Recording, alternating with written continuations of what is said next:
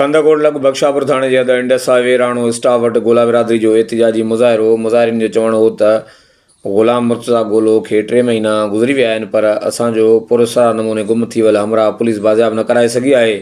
नौजवान जे गुम थियण खां पोइ असांजो हर ॾींहुं क़यामत जीअं गुज़री रहियो आहे।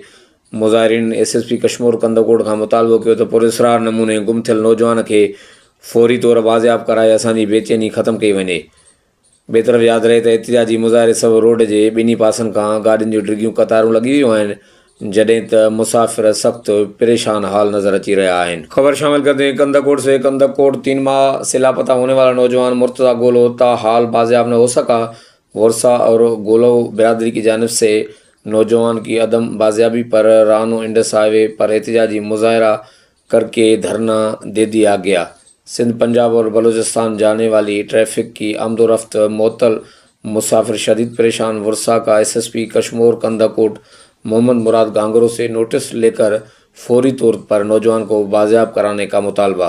90 ॾींहं थी विया, असां एसएसपी ऑफिस भी वियासीं, कुरान पाक खणी भी media office, press club Kandhkot नैणियूं वठी वियासीं।